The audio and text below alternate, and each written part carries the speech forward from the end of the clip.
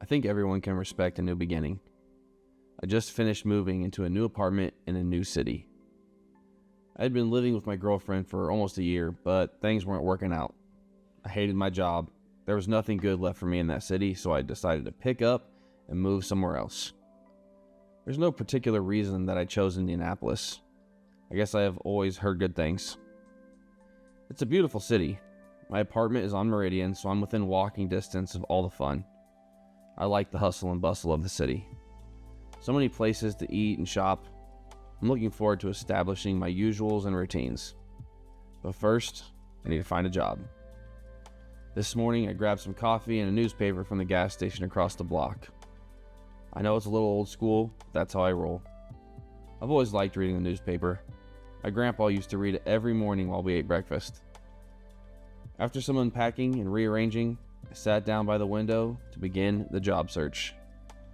I really just want something part-time that pays for food and rent while I get adjusted to Indy. Restaurants, retail, I'm really not picky. I could see a Wendy's sign from my window. I was really hoping for something that allowed me to earn tips, but the convenience of proximity would be a factor for sure. There were several restaurants downtown that were hiring. It's about a 30-minute walk to the center of the city, but it is a perfect fall day and the library is on the way. I always like to visit a library when I go to a new city. Like I said, I'm old school. No amount of technology can replace the satisfaction of opening your book, turning the page, or putting it back on the shelf when you've finished. I also love libraries because of the resources. I've never owned a printer. I've just used the libraries. I need to print these applications, and have you ever met a rude librarian? I haven't. I think I have the same soul as a librarian. I wonder if they're hiring. As soon as I walked in, I stopped caring about employment. This place was beautiful. I doubt all of those restaurants are going to fill their openings tonight. Today will be a relaxing day exploring my new library. I'll eat ramen for a couple extra days to make up for starting work a day later. It's worth it. Giving myself a tour, I made note of all the different sections and seating arrangements. Found myself mesmerized by some of the artwork and how well it was displayed. Good afternoon. Can I help you find anything? I guess I've been staring at my surroundings too long. I explained that it was my first time here and that I was already in love with this place. Well, we are so glad to have you. I'd be happy to help you get set up with your new library card. My desk is just right over there when you're ready. See? Librarians are the best. And she's cute enough to talk to again. However, I don't do library cards. I've always loved reading in the library. Almost like my own personal mansion reading room. When I need to go, I just leave the books for next time. I don't like the fees or the paper trail. It seems unnecessary. If I want to read at home, I have books at home. After walking around for almost an hour, I felt like I had a good idea of just how awesome this place is. I can't believe how close it is to my apartment. It's time to pick a book and find a good chair. My dopamine is already through the roof knowing I have no obligations till closing time. I can't tell you the last time I had the freedom to just read a good book in one sitting. Here we go. The realistic fiction section is where I landed. True crime and crime mysteries are my favorite. There's actually a massive following for this genre. Even for a big library like this, it was slim pickings. I mean, the section was huge, but some of my favorite authors had books out already. I paced up and down the aisle a couple times, thinking about my decision. As I turned the corner, I looked over at the desk of the hot librarian. This was actually a super weird interaction. She had been looking right at me while talking to another guy. As soon as I looked at her, she looked away. Was she talking about me? I mean, that's a good thing, right? I've just been walking around. Maybe she has a little crush. I can deal with that later. Not really looking for a relationship right now. New city, new start. Let me enjoy my new book in my new favorite place. I finally found one that I haven't read yet. The newest James Patterson book. Perfect chair by the window secured. Goodbye world for the next few hours.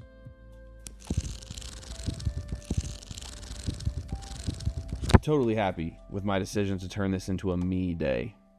This was long overdue. With how convenient and accessible this library is, I can see this being a weekly treat. A safe spot in the routine that I can look forward to. I actually like the vibe of this place more than the library I went to back in Chicago. It's definitely better than the library I used to go to in Detroit. The library my grandpa used to take me to in Toledo isn't even there anymore. I don't see myself revisiting any of those libraries anyways. This is the new home base for my book fix, and I am all about it. I'm cruising through chapter 4 before reality comes back with the urge to pee. I hop up and leave my book on the chair to save my spot. I think I saw a restroom just on the other side of the nearest section. Attention patrons, this library is now on lockdown. No one is permitted in or out of the building. Please cooperate with law enforcement as they assist us in this situation. Do not leave the section you are in. I repeat, do not leave the section you are in. There will be an officer with you shortly. Thank you for your patience. What the heck is going on? I just got done peeing when they finished the announcement. I'm in here by myself.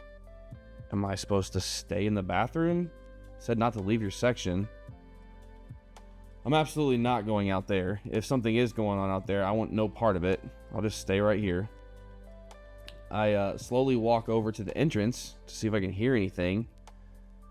Silent. It's a library. It's supposed to be silent, but we can hear occasional whispering echoing around the walls and ceilings.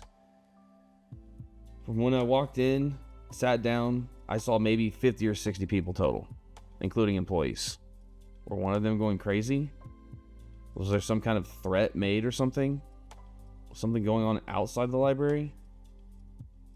I think I was the only one in my section before I went to the bathroom. I don't know. I'm staying right here, but I hope someone else is out there asking questions. There was a digital clock in the restroom entrance. 3:35. I'm pretty sure I've been in the restroom for 30 minutes, maybe a little less. There has been no action that I can see or hear. At this point, I'm hoping for another announcement saying we can leave. Or better yet, that we can go back to what we were doing. My book was just getting good. Wish I had brought it with me in here. While my section was empty, there were some tables in the section by the restroom. I think I saw an old guy and some college girls at those tables. It had been so quiet, I didn't know if they were still there or not. The girls' table was only about 20 feet from where I was sitting. Ladies, we have reason to believe there is a dangerous fugitive in this library right now. Have you seen this man? I couldn't hear what they said, but I heard them ask the old man the same question. I'll check these aisles. You check the restrooms. Crap. Here we go. I have one shot at this.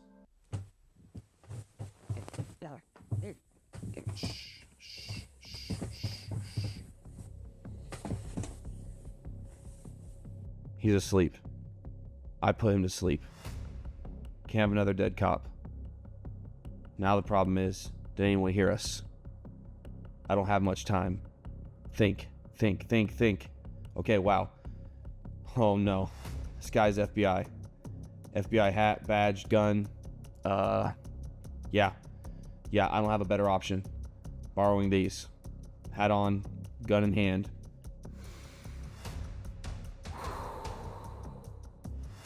Walking out calmly. Straight to the first exit I see. Security there, flashed badge, no time for questions. Out the door. So many cop cars. Wow. I didn't hear any sirens. It's not going to take them long to realize that I am not the guy who is supposed to be wearing this. No time to look around. Just acting like I'm supposed to be here. I need to get out of this freaking scene. Everything is all blocked off. But nobody is asking the FBI hat guy what he's doing. I've seen a few heads turn, but I'm not stopping. Just got to get to the street and blend in. Going towards the city. Hundreds of people watching. Just blend in.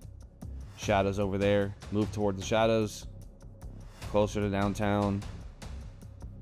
Okay, time to ditch the hat. Okay, me again. Did anyone see that? I'm not stopping. Just got to get downtown. Just got to find one of the hundreds of cars that's unlocked. I can be out of here in a couple hours. Parking lot. No cops. Shadowy corner. First one, that easy, too easy. I'm out. Gonna have to go farther west, maybe north. I've always heard good things about Minneapolis. Gotta stay away from the libraries though, which really freaking ticks me off. Apparently the FBI knew that I was a bookworm. Gave my picture to all the libraries in the Midwest because of what I did to my ex, and the cop who lived next door wasn't even on duty. Somehow they figured out what I did to my roommate in Detroit. I don't know if they know what happened in Toledo or not. I just know I have to grow a beard and lay even lower than before. New city. I think everyone can respect a new beginning. We hope you enjoyed this ad-free spooky content. All stories were written by us and are not true at all. If you like a good thrill, make sure you follow us on social media, listen to our true stories that we release weekly, and subscribe to our bonus content with the link in the bio.